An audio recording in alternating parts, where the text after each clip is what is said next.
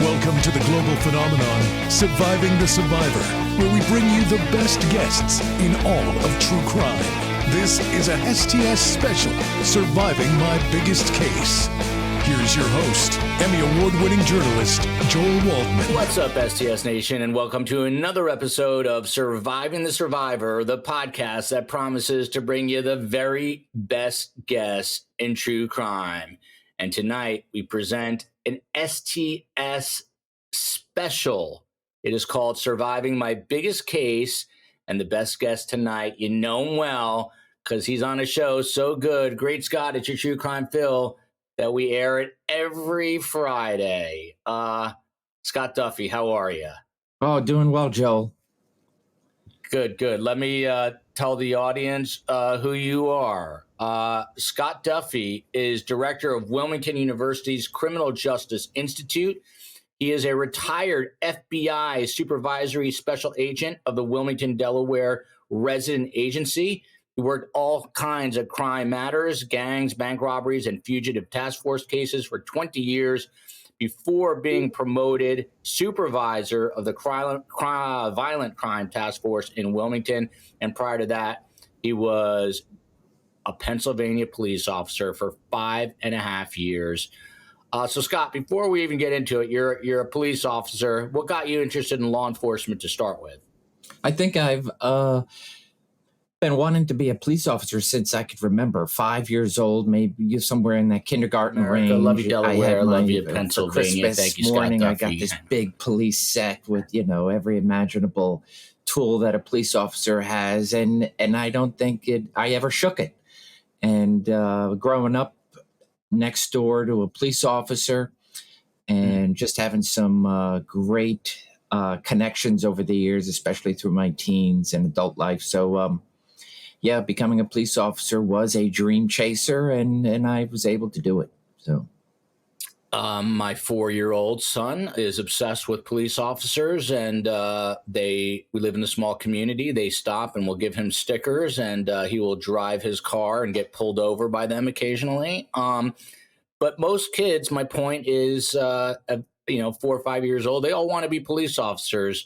What do you think made you stick with it and actually make it become a reality? Yeah, so teaching in the police academy and getting to be a part of these young recruits over the past 14, 15 years, I see that star in their eye, that it just takes over you. I call it a vocation in one sense. It is it definitely is a calling. It is a unique job. Yes, there's sacrifices and so forth, but the job ultimately not one day is the same. Your car, your patrol car, wherever if you're a detective or whatnot, your office is a roving office, and wherever you go is where your home is, and so I just think having some good mentors in my life kept that fire alive. And that's not unlike my life as a news guy, except because I lived out of a news truck. However, I never had to put my life on the line like you did. So kudos to you and thanks for your service. So you're a police officer in the Commonwealth of Pennsylvania. And then how do you switch over to become a federal agent, a part of the Federal Bureau of Investigation, otherwise known as the FBI? Yeah, so the town that I worked in, it was a township just outside Philadelphia, bordered West Philadelphia, and the township considered the main line of Philadelphia. We had quite a few banks along that corridor, and banks were being robbed on a semi-regular basis. And so who comes in to these banks and sometime after is the FBI. So I got to know early as a police officer that these bank robberies were investigated kind of in a joint fashion with the FBI, local police often, if not most times, taking the lead on these jobs, and then the FBI kind of doing a parallel. And so I got to know a few of these FBI agents, and just like anything else in law enforcement, a great camaraderie. and I started playing golf on a weekly basis. As a police officer with shift work, you could play a lot of golf or whatever sport or whatever daytime event. A lot of police officers are handymen, and they have these side jobs. So it's great with shift work. And so with the FBI inviting me out early on onto this golf course, I really got to know quite a few of these local FBI agents in our regional office and became very good friends. And of course, I think they were doing a recruitment. And so I said, yeah, what the heck? I might as well give it a shot, and took the test. And I always had FBI in the back of my mind, but never imagined being an FBI agent. I just thought that was always, it's nice, but it's travel the world, travel the nation, and probably something that I would not be able to do. So I literally took the test, believing I would fail it and say, at least I can check that box. But no, I passed, and then keep getting a call, and then in 1997 got the ultimate call. Hey, here's your date to go into the FBI Academy. And so after 5.5 years of service to my township, I accepted the job and went into the academy. Wow. And in the FBI, as I've talked to a couple of other FBI guys as part of this series, you don't really pick where you're going to go. They assign you once you get out of training. Is that right? Yeah. So you get a map, Joel, and so on that map is 56 offices that are spread throughout the United States. And those 56 offices are primarily in the major cities, right? Philadelphia, Baltimore, Los Angeles, Chicago, Miami. And so you get to choose one of those 50. Well, no, you get to rate those 56 offices 1 to 56. And and then your fourth week, at least when I was going through in 1997, and I think it's still pretty close to that mark. You rate early on your 56 offices, and typically they would tell you, where do you want to be? If you want to be in the Northeast, Southeast, Northwest, Midwest, try to pick those offices in a cluster, as opposed to, I want to be in Miami first, Los Angeles second, and I think it just throws the analysts, whoever's deciding. We would always say it's probably a dartboard, and they just throw a dart at it. But so I knew I wanted to stay in the Northeast, but I absolutely open to go anywhere on that map. And so I was selected to the Baltimore office, which was, I believe, my third choice. And then Wilmington, Delaware, which falls under the Baltimore office, was my final landing place. Interesting. So Baltimore is a rough place, as we all know, and Wilmington is kind of a financial center. So I guess there's probably a decent amount of bank robberies there. But you get into the FBI, and this is around 97, you say. Yes. And what kind of cases do you start working? How's the pace different in the FBI compared to local policing? I'll give you a quick example from my own world. My goal was to always get to the network, right? Was always to get to like the national news. And you go through local, I worked in Miami, I worked in West Palm Beach, I worked in Tucson, Arizona, but I always wanted to go national. And when I finally made it, I went to New York. That was still local, but the bigger number one market. But when I finally made it to national, hated it. It was just a different kind of pace. It was much slower. I wasn't going out and doing all my own work. I had producers. So was there any kind of letdown? That's what I was leading into. Once you get to the famed FBI, did you miss local policing at all? I did. I missed it immensely. So in local law enforcement, and especially where I was, it was a very busy township bordering Philadelphia. So we had an array of crimes. And so each and every day was different, as I said. And then joining the FBI was sort of, in the beginning, a desk job. So it really all depends what city you land in. So Wilmington, a busy city, a small city, and in the 90s and early 2000s declared one of the top most violent cities to live in per capita, right? A small city, and we're surrounded by, you have Chester, you have Camden, you have Trenton, and so you have these small, medium cities that are trying to deal with their violent crime. And so Wilmington, no different. And so when I arrived, there were 14 agents, and in Delaware, the Wilmington, Delaware office is considered a resident agency. They call it the RA. And so it's not the 56th office, which would be Baltimore. And so it's a resident agency, which is a squad of Baltimore. And ultimately, you're kind of checking any type of case that comes along, whether it be a violent case, a white collar case, a counterterrorism case, an espionage case. And in that regard, going from shift work to anywhere from 10 to 40 different events. It could be speeding, traffic violations, to dog calls, to fire calls, to accidents, to a multiple of crimes, burglaries, thefts, robberies, etc. And then all of a sudden, the FBI, it comes to for me, it was like a screeching halt, because they and I have learned over my 22 years, the government works very slow. And so with that, they very methodical in their investigations. I've learned fantastic investigative work through some great mentors in the FBI. And so in my first 2 years, I really battled with, okay, this is probably not for me. And so I'm going to probably go back into police work. But I had a fantastic senior agent who was a police officer and said, you know what, just give it 2 years. Give it 2 years, wait. It is going to be slow. And then ultimately, best words of advice, because right at that 2-year mark, it just took off for me. And so loved it ever since, and glad I stayed with it. So you got a story to share with us about some crazy Russian. Let's hear about it. When does this come into your life in your FBI career?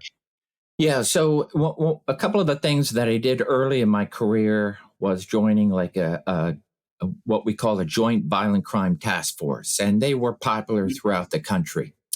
And then as that subsided, and the task forces went up and down. In other words, they changed different categories. One time you're chasing gangs and drugs and other, fugitives, etc. So during kind of a downtime, I became the bank robbery coordinator. And so every office has a bank robbery coordinator. And what that means is because the FBI had jurisdiction for banks, right? I mean, you rob a bank, you steal from a bank, etc. You're ultimately stealing from the public. And who funds and supports or insures these banks institutions is what we call FDIC. The biggest joke was an FBI agent would show up at a bank robbery, and the agent would be like, "Hey, I just need the FDIC certification letter," and then you would walk out with the police reports and whatnot. So that was a running joke, especially with my partners. But I enjoyed the bank robbery investigations, because they're just all sorts of different kind of individuals. You have your individuals who go in with a note job, and they're I would call pathetic, desperate individuals. They're seeking to just get some money, not harm anybody, and then go feed their habit, whatever it be, gambling, drugs, etc.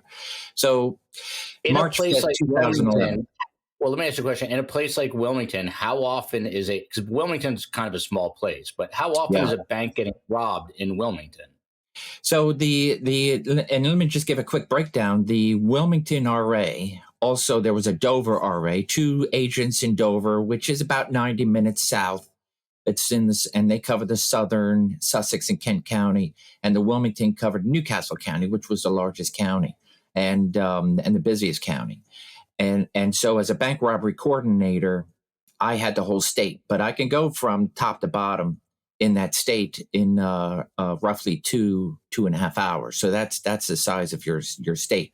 So we had jurisdiction for every bank, and the average for a Delaware bank robbery was in the mid 40s.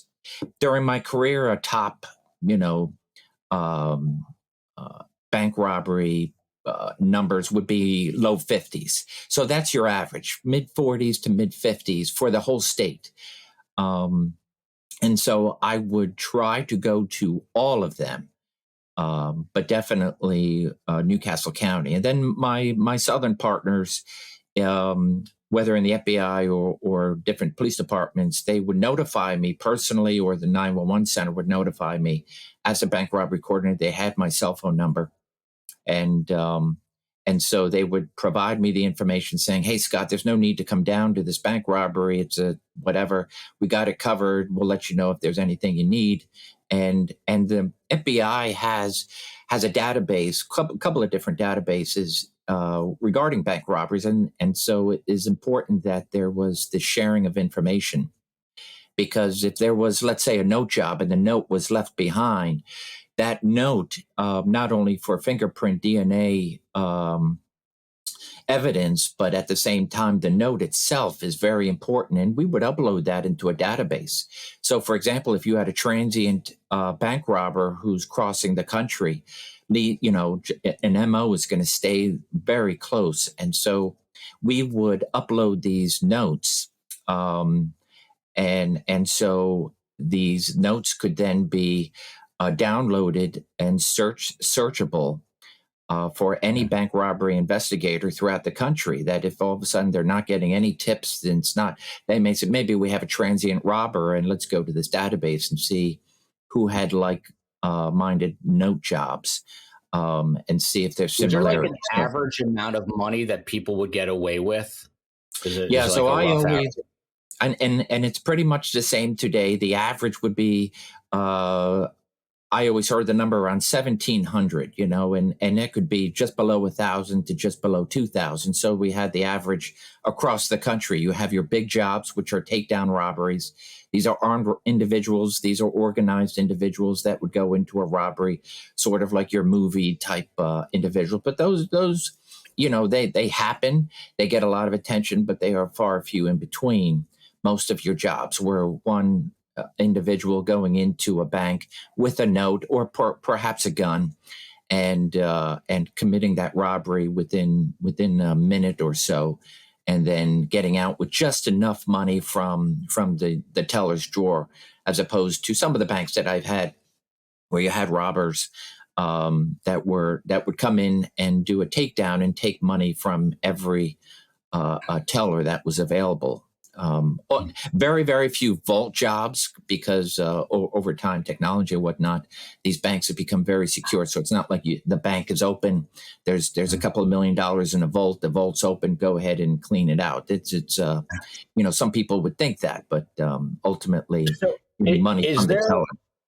Is there some sort of procedure that bank tellers have to follow? So in other words, if I'm a teller at the bank and someone hands me a note, do I have to give them the money? Is there a hard and fast rule within the banking world? If you get a note, do you need to give that person the money? Yeah, and banks are different, but they pretty much follow, hey, it's not your money. Don't put your life on the line. So don't try to be a hero, because ultimately that money is going to be covered. So that was the general principle. And we would go, myself and state city police partners would go and do often with bank security, and have discussions with tellers, and policies would come out with regards to, hey, an individual is coming in for the most part just to get whatever it is the quickest way. And so the teller would be educated in a way of, hey, try to gather as much information as possible. The cameras are running, they're recording. Try to get an idea of what it is. Is this a weapon? If a note is provided, sometimes the bank robber would ask for that note back. But most of the times when an individual is going, there's extreme stress and anxiety on behalf of the bank robber. And they're going in, and once they see those dollar bills, they're out of there. So they're forgetting the fact that they gave a note, and it's possible that DNA or a fingerprint is on. So the general policy is don't be a hero, provide that money, and get them out of the bank. And is it like we see in the movies? Is there a silent alarm that a teller then steps on or pushes to alert you guys and local police?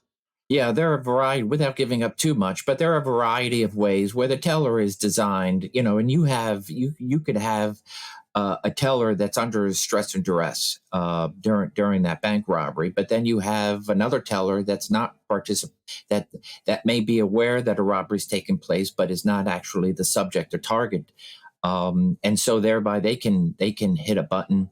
You may have someone in office that can hit a button. So there are secreted buttons and mannerisms in order to go ahead and contact police. But often these signals go directly to a security department. The security department is ensuring. Remember, there's many false alarms, so you don't want to be sending the police to every imaginable alarm. So security is designed to do their protocols, call into the bank, get an idea, was this a false alarm, a tripped, faulty, whatever. And once they receive confirmation, they're reaching out to that jurisdiction and sending law enforcement immediately to that bank.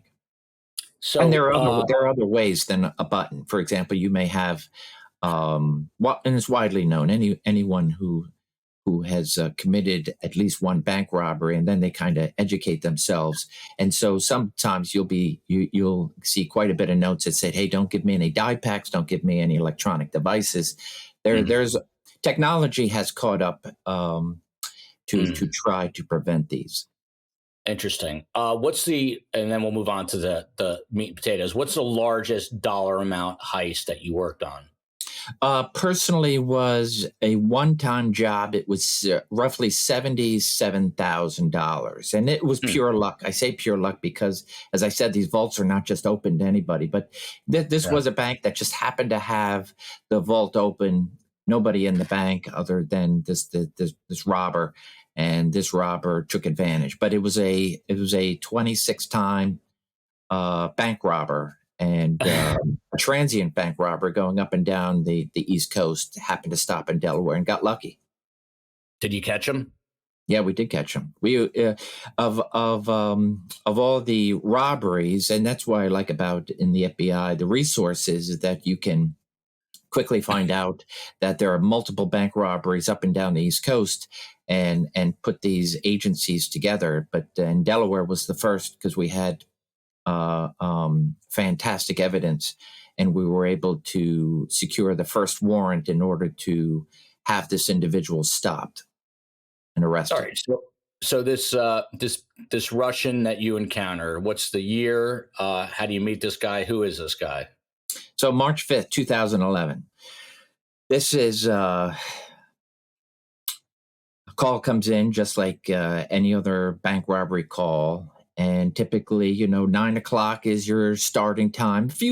Very few banks, and sometimes over the years have tried to change their customer hours. But most banks, 9 to 4:30. By the way, I was on the phone, not to cut you off, Scott. I was on the phone. I'm trying to open up a business account, which I did, and do my online banking. And I will call them out publicly right now, Bank of America. The worst customer service. I've been on the phone with them. Why I'm a little attitude-y today. Probably 30 times over the last week, and they're still not functioning. My online banking is not working the way it should be. So screw them, and they need to get their customer service fixed. Go ahead, Scott. Sorry about that. It's all about customer service. Customer service is very important. It is. So March 5th, 2011. Get a call like many other bank robberies, and it's a first name basis.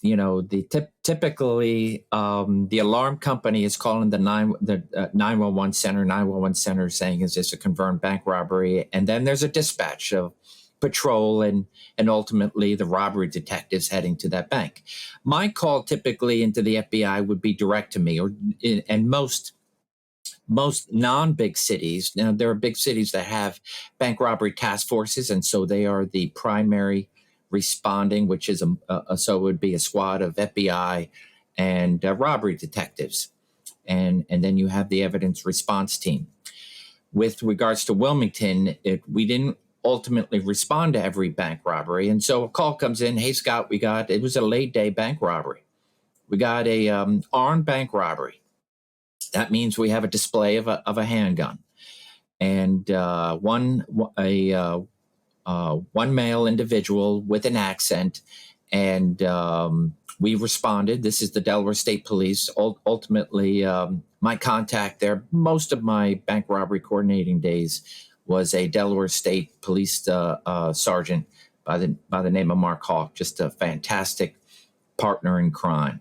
And so Mark calls me and says, "Hey, we got a bank robbery. We responded, and no need to come by. So I'll share all the information with you in the morning."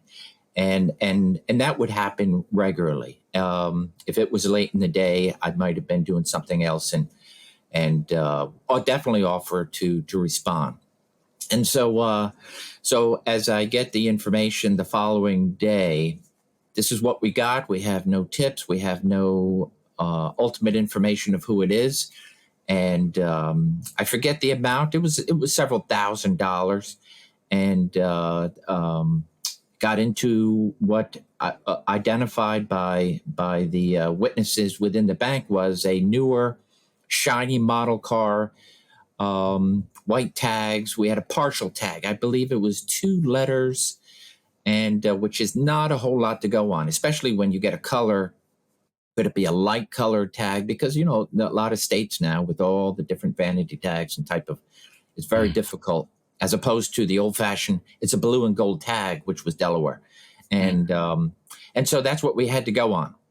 And so I said, "Okay, Mark, do you mind if I play around with it?" And they said, "No, you do whatever you can and then share whatever." And that's ultimately what it was, sharing of information. So I had a couple of contacts. As we heard shiny car, white tags, the initial thought for investigators is probably a rental car. And so thereby, the rental agencies have a fantastic array of information to provide. And so I reached out to one of my contacts within the rental agency security department. And I said, "Hey, I got a partial tag, a color, and possible silver car." That's all I had. That could be anywhere in the country. But, you're thinking, okay, where is it going? Were they going to Maryland? Were they going to New York? Were they going up south, north? So you're just, it's a needle in a haystack. And so I called them up and I said, "Hey, here's some information. Do your magic. Let me know if you get anything." I would say often it would be, "Hey, we ran it and nothing came back." And that could be because, first of all, I didn't give enough information, and they're not going to spend their time trying to help somebody when it has nothing to do with them. But I got lucky here. And I would say within a week, I get a call, and all the state police putting out the information, no information coming back, and I luckily had a New York City retired detective who's probably one of the best detectives, because he just loved a good puzzle, and said, I think I have an idea, and of course I gave an indicator that we have an accent. What's the accent? I mean, you're just going upon a witness statement. There's no audio recordings in a bank camera. And so it was Middle Eastern. I did hear an Eastern. I did hear a Russian. And so any accent could be taken as, to a victim or witness as whatever is in their head, biased, not biased, whatever. But hang on one sec. Who's this detective that you just mentioned? Is he working with you? Is he? No. So it was a retired New York City detective. But how does he get involved? he's got hired by the rental agency and working out of New York. And one of my contacts, who was higher up corporate, he would just basically send the information and say, let's take a shot and see what's what. And so this, I mean, it was amazing. I just can't, it's just happened to be, it was meant to be. And so this detective, doing his magic, came up with a license plate with the letters that were provided. Literally, I think it was just 2 letters out of 6 or 7 digit tag, and said, "Hey, we have a rental car rented out of I believe it was JFK. It was a New York airport, and the individual, not a male, a female, but it was a Russian female who had just arrived from Russia in New York, and it's hey, that's the only thing that seems to fit. So of course they give it over to us, saying, is there anything more you could do with it? And of course, in the FBI, you have quite a few contacts in many different agencies. So then I'm thinking, okay, if I have a known Russian national, I have an identifier, name, I have a picture, driver's license, passport, and everything. Let's see if we can drum up some leads, because we know it's a male. We know it's a young male in his early 20s. And but I like the idea that is a Russian female. And so my contacts at Homeland Security, so HSI, right, doing their work, because they have tremendous databases, and they're like, hey, guess what? The individual that rented that car, well, she has a son. And here's the picture. Here's everything you need, because that son is a Russian national visiting, on I believe some sort of visa, student visa, into the United States. And that son is residing just outside of Baltimore. And once I saw that picture, shared it with our state police partners, we said we have a definite possibility. And so then the investigation continues. Interesting. So this is like, I didn't even know. I mean, off of a 2-letter partial tag, you can kind of try to piece something together. So, and from the time that this bank robbery occurred to IDing this woman's son, how much time passes, roughly? It seemed like it was quite a while, but it was probably from identifying him, and then of course you identify him, but he's partially covered with sunglasses and whatnot. So it's not like facial recognition. I know there's a lot of facial recognition software that's been pretty tremendous, but we don't have that then. So you're just doing old-fashioned police work, looking at the photo from the passport of the individual that because as a national visiting the country, you have to state your reason for visiting. Are you on vacation? Are you on business? Are you student visa, or are you visiting somebody? And she goes, yes, I'm visiting my son. And this son, Dimitri is his name. Dimitri had his own issues. Dimitri was dealing with some already unrelated court cases, but he was out and about while fighting the case on some sort of bail. And so then it came down to, let's figure out who he is and whatnot. Yeah, were these other cases criminal or were they civil? Yeah, these other cases were criminal. Not like typically you'll find cases where there are multiple robberies, multiple thefts, and so there are similar crimes. But no, these were sexual assault cases, which really piqued our interest. It's like, wow, this individual is kind of jumping the fence of different crimes. And of course that we get more information. Now you already have a documented criminal case that's going through the courts. What that allows us as investigators to go talk to those investigators and get additional information. For example, hey, what's this person all about? Where are they living? To even have a cell phone number, which is fantastic, because you have a prior court case. There's a lot of information that the police department has already obtained. And so we're now looking into, let's get a cell phone number, because now it's a matter of, we have to get enough information to be able to say, hey, this is our guy, and let's get a warrant out. So we were, with the state police now running, they were the primary. We're still kind of in a resource providing background information, et cetera. And then, of course, knowing that the suspect is living just outside of Baltimore, we then leveraged our resources, calling our bank robbery coordinator partners in Baltimore to say, hey, we have an individual that we believe robbed our bank. And do you have similar bank robberies? Thinking most people don't just do one crime, they commit many different crimes, similar nature. And they didn't have any bank robberies that were similar, but they definitely took on the case saying, hey, we'll surveil the guy, we'll do this, we'll do that, and get you as much information as you need, which makes it easy because, it's a 2-hour drive for us. And to go down there and now, do. Did you say in this case that a handgun was used or was a note? Yeah. This one was an armed, what we call a takeover robbery. And so you have an individual that's very proud of their weapon. They're not coming in secreted with a note. Often, like in a note job robbery, you'll see on surveillance video customers on the left and to the right of the bank robber, as well as tellers, and they have absolutely no clue that a robbery is taking place. And then the individual will present the note, take back the note, whatever, and walk out very calmly, not run, not create a fiasco, chaos. And then when when the bank shuts down, because they do shut down their doors, no one can come or go, leave that bank. You now have, as we'll come in and talk to tellers and other customers, and they'll be like, I didn't even know a robbery was taking place. And so they're not very helpful. This was an armed takedown.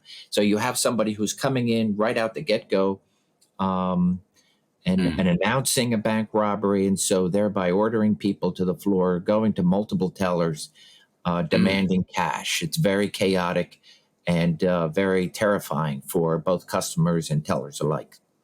Wow. Okay. So, by the way, when you're working a case like this, are you really preoccupied with it? Like, are you going home and your wife's talking to you and you are just thinking about, who is this guy? How do I track this guy? Like how much of your headspace is it preoccupying? Yeah, it takes up quite a bit. And then, you're meeting with your detectives. There will be a lead detective that's assigned from the agency. And so I would partner up with that lead detective. And we're constantly getting together, trying to figure out what hasn't been done. What do we need to do? Because we know this is already an escalated crime. This is someone who was not afraid to point a gun at somebody. And of course, we're always assuming that gun is loaded, that gun is ready to go. Of course, I've been in jobs where it's a fake gun, it's a toy gun, looks real, but it's not real.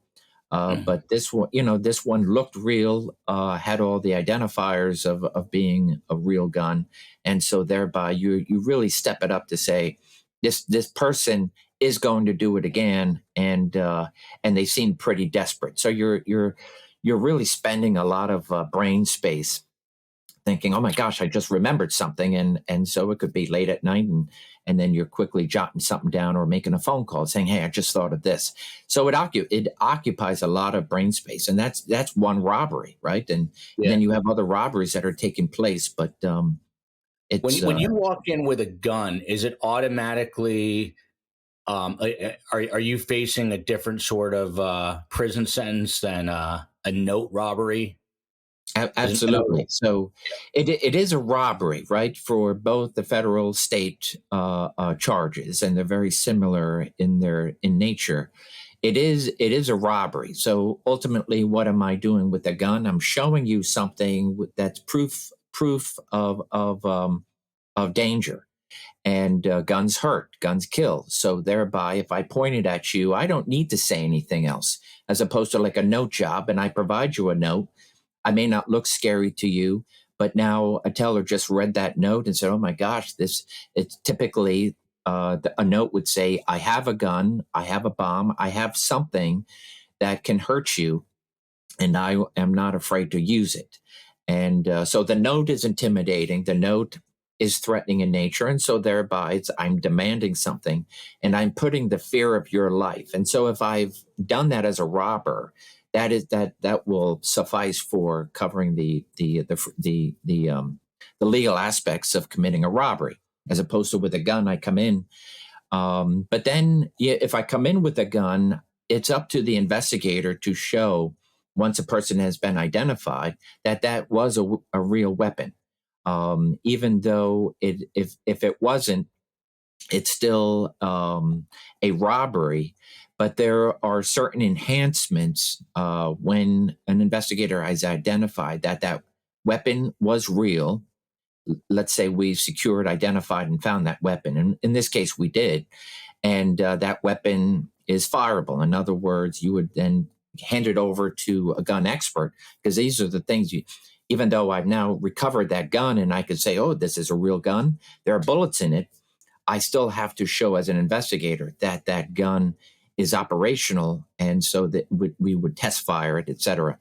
And so thereby, if I can prove that, especially in the federal system, there's an automatic enhancement, and that could be 5 years, and which is a great tool to go after these robbers. All right, so we got about 20 minutes. I got to hear about Dimitri here. So you get some sort of address in Baltimore. How do you guys proceed? Yeah, so we have a FBI task force that's following him, gathering information, getting whatever they can.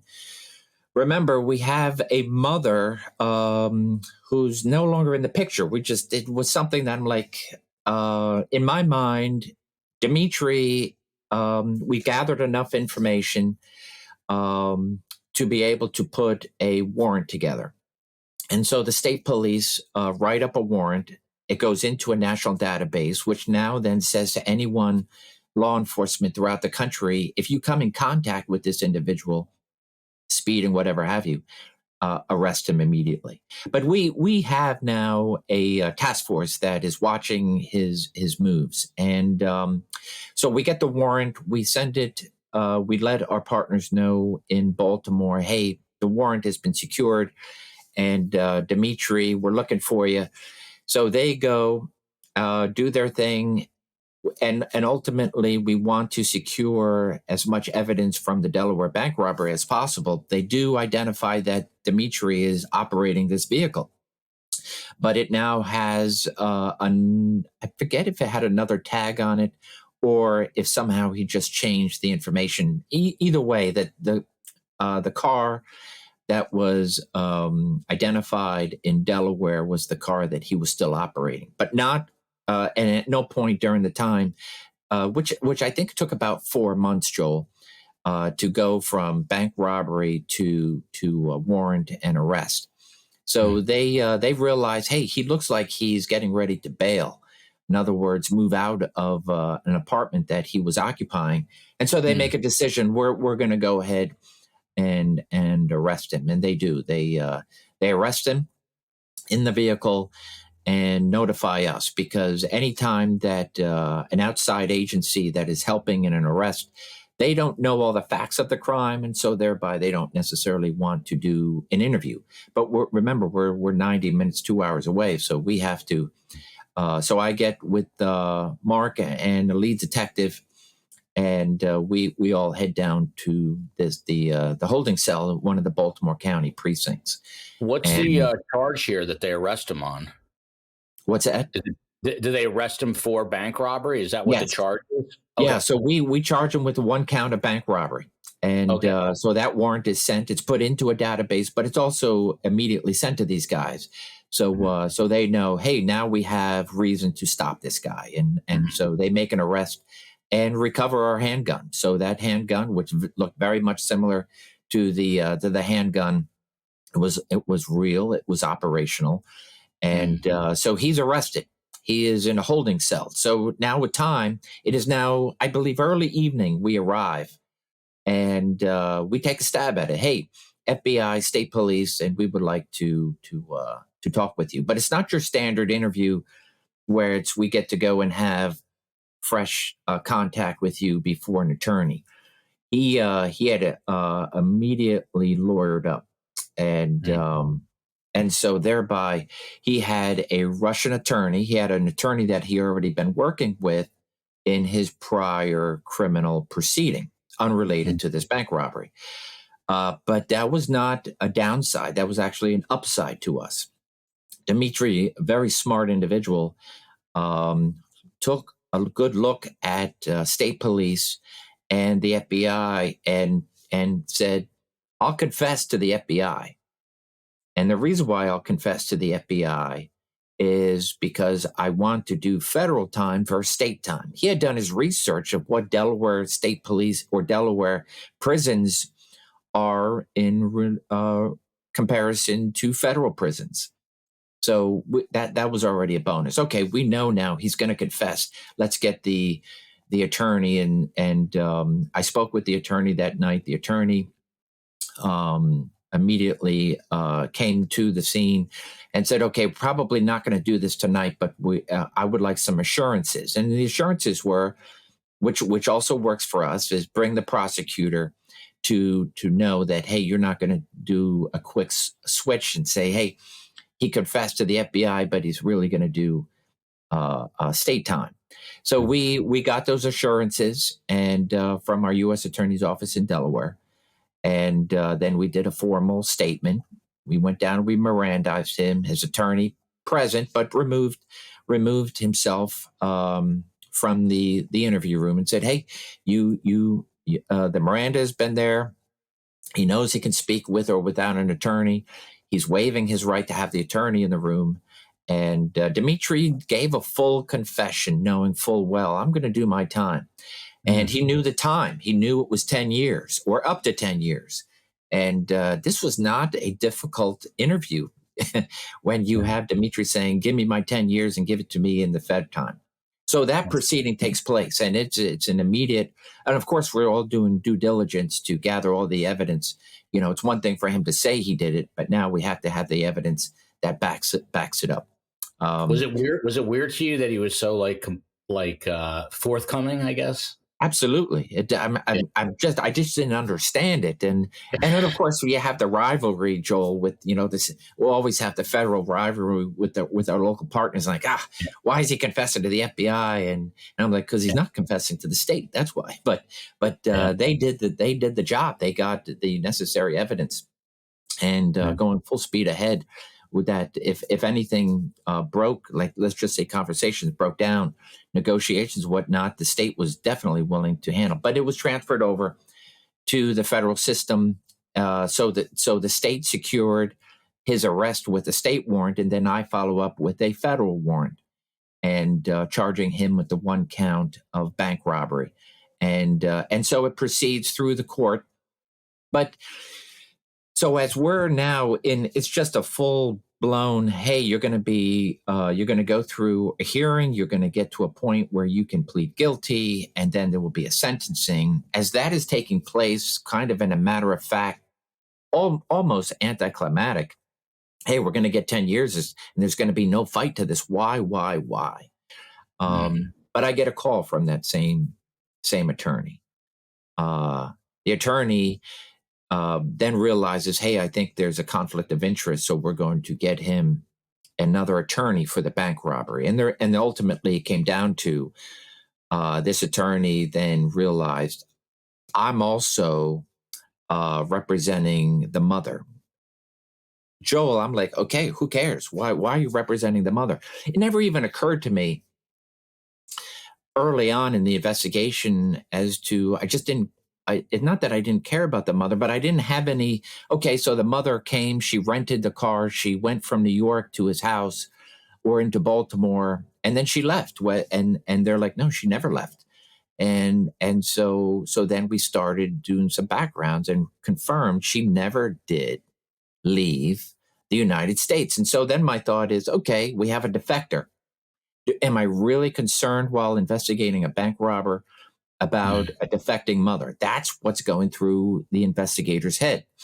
And so the attorneys are pressing my office saying, no, she didn't defect. She had no reason to defect. She had a beautiful life in Siberia, Russia. And so well-to-do, educated, having an apartment. And so they're like, you need to look further into this. And so we did. And so I reached back out to Dimitri. We now have this open communication, and I go visit him in prison. With now I have a ATF partner from Wilmington, and we go down there and we're like, "Hey, Dimitri, let's talk a little bit more about your mother." And that's when I realized we were looking in. We were going to open up a can of worms. Dimitri, of talking about an interview and people's mannerisms, Dimitri stood up, started doing some very wild, crazy things with his head, his mannerisms, and I was realizing what is going on here. And he did not want to talk about his mother. And he said, my mother dropped the car up to me, and that's that. There's nothing more.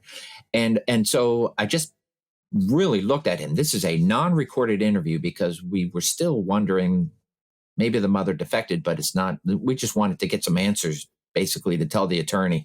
There's nothing really for us to do.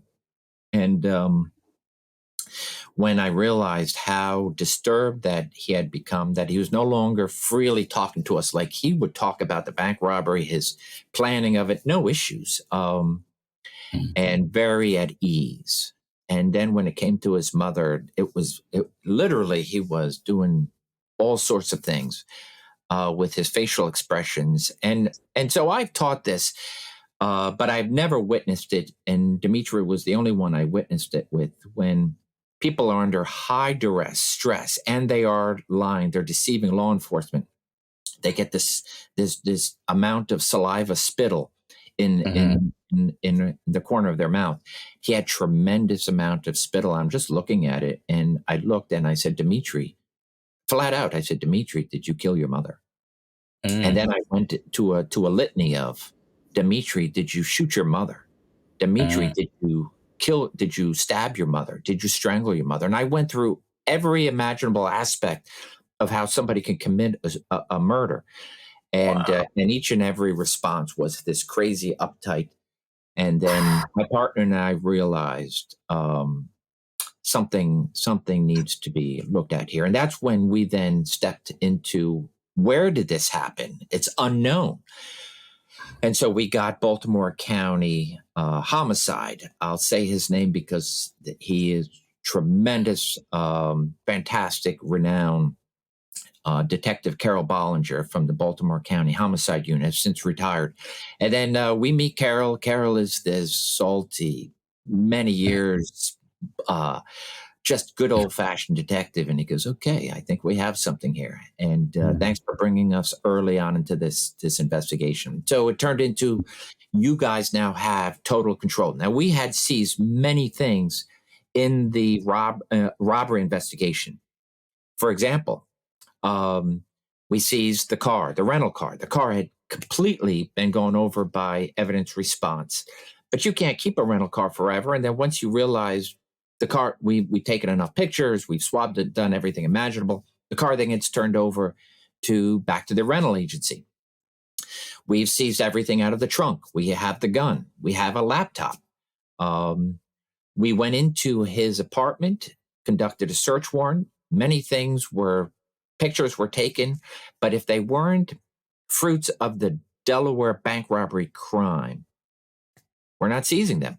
But everything in the car trunk was seized and transferred over to Baltimore County Police evidence. And that was basically a holding, but it had nothing to do with our bank robbery.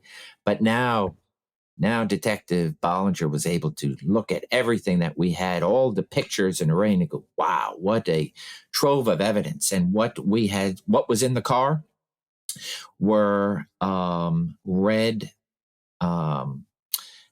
suitcases. Means nothing to us. I've never seen that in the bank robbery. But they were seized. And what were they? Now we were able to go back to JFK.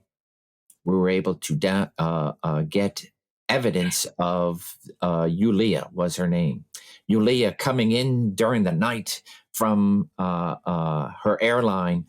And there she is on camera with these two red rolling bags.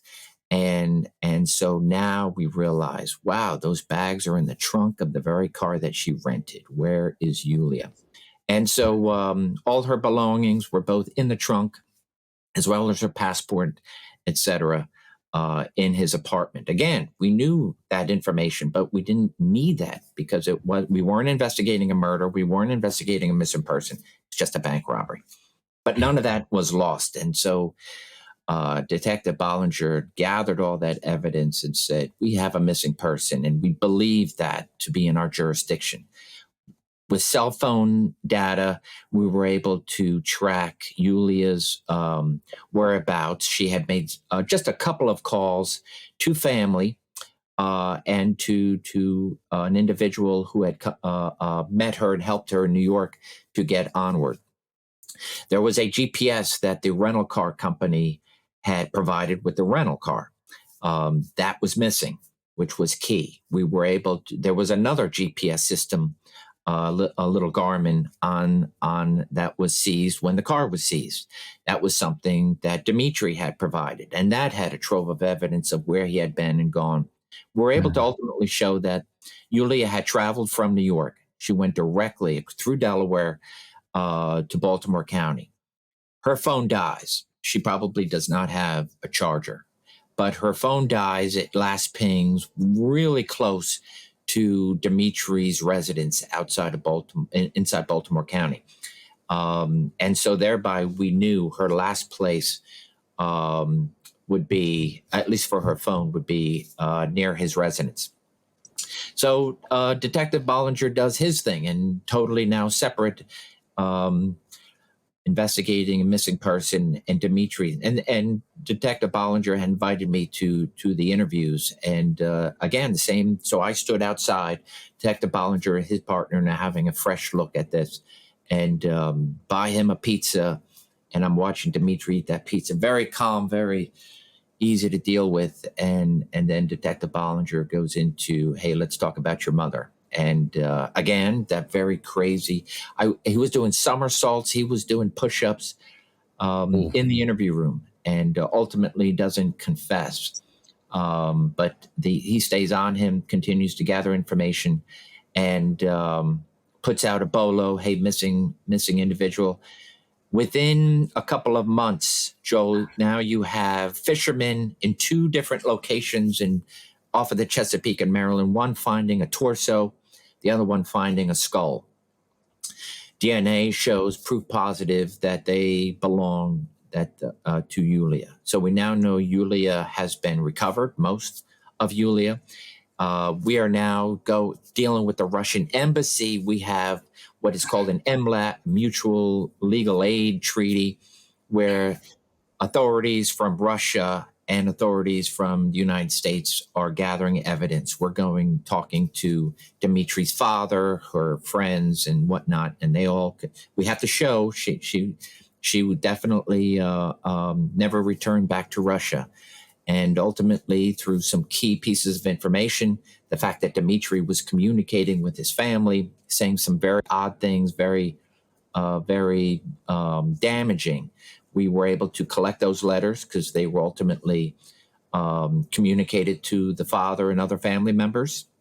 They then, in turn, passed those back to their counterparts in Russia, to our counterparts at the Russian embassy. I had a fantastic meeting and tour of the Russian embassy as a result of this case, and just now bringing two amazing partners, where Baltimore County was able to officially charge Dimitri with the murder of his mother Yulia, and what was the motive? So ultimately, he confessed by pleading guilty and providing an open in-court statement that his mother had arrived prior to that March 5th bank robbery, late February. Her intention was, she had a tremendous amount of cash that we found through family and whatnot that she had brought. And her job was to meet with Dimitri and his attorney. She was such a protective mother that she felt Dimitri is no longer going to be able to stay in the United States. Her goal was to talked Dimitri into pleading guilty, whatever the outcome of his charges in Maryland would be resolved, and then she would take him back to Russia. And she arrived early morning, really early morning. Dimitri said that the conversation immediately became escalated, and I think she was basically saying, Dimitri, you can't be here anymore. He wanted to remain in the United States forever. It was for him to be to stay in the United States, and she was going to do everything in her power to bring him back. And the money was for the attorney to pay for those unrelated charges. And we know that he had taken that money. We know that he had gone into New York. We know that because he had been stopped by the New York State Police, issued a ticket. And we believe at that point that he was looking to discard. We know that he dismembered his mother, put her in different parts of the Chesapeake. Parts of her still have not been recovered to this day. And so he says, my mom wanted me to go back. I wasn't going to have it. So I took out my gun and I shot her. And wow. And then we know he went to Walmart. We were able to obtain, again, great footage of him purchasing what you would see in an after homicide, cleaning products, etc. We know from his GPS that he had in the car. He did get rid of. We never found the original Garmin that came with the rental car, and changed the rental agreement. Literally was able to go into the computer, change the rental agreement to where when he was stopped by the state police in New York, just showed the rental agreement, which showed, hey, I'm the renter. I'm a legal renter. And so thereby just issued tickets and nobody ever the wiser. So ultimately it was just a horrible time where he just felt totally threatened and killed his mother. Just a moment. So charged with first degree, ended up pleading to, I believe it was a second degree homicide, just a non-intended planned murder. And then ultimately serving 10 years in the federal system for bank robbery, and then sentenced to 25 years for the murder of his mother. In state prison? In the state prison. So he recently completed his 10 years. So 2011 was the robbery. And then as soon as we took him into custody, within 4 or 5 months of that robbery, that's when his time is starting. And then he gets out, I believe, 2020, 2021, a little bit of good behavior with the 10 years, and then now transferred over to the Maryland correctional system to serve out whatever that time that he'll serve. And then at the conclusion, so he didn't get a life sentence, at the conclusion of his Maryland term, he will then be deported back to Russia. What a story, man. Yeah. What a story. Crazy. But you got savvy veteran investigator Scott Duffey on the case, surviving his biggest case. Appreciate your time, Scott. Looking forward to another great Scott. It's your True Crime Phil. Fascinating what these guys all do. Thank you for your service. And for those who do not know, that was Scott Duffey, director of Wilmington University's Criminal Justice Institute. Spent 20 years or so in the FBI handling, as you just heard, bank robberies and murders, other violent crimes. And prior to that, 5.5 years in the Commonwealth of Pennsylvania as a police officer. Love you, America. Love you, Delaware. Love you, Pennsylvania. Thank you, Scott Duffey.